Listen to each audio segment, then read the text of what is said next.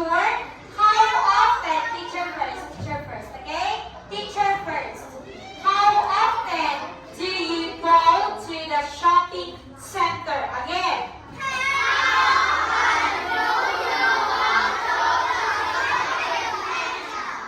I sometimes go to the shopping center.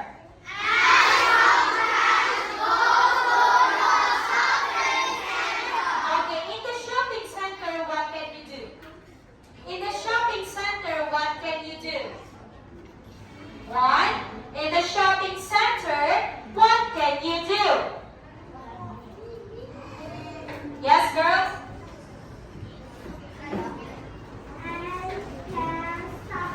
Okay, I can do shop or I can shopping. Come here.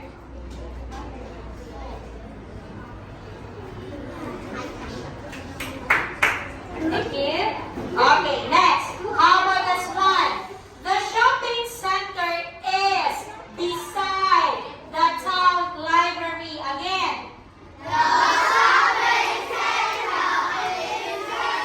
Beside town library. Okay, next. The town library is opposite the town square.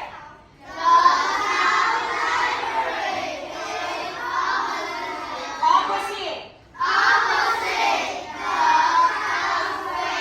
Okay, next. Letter B. The answer is letter B because 10, 8, 13 are numbers. Very good. Come here. Thank you. Okay, next. Number 2. A, yellow. B, brown.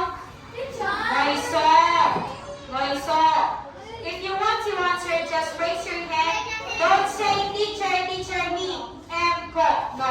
Just raise your hand and be quiet. Be quiet, okay?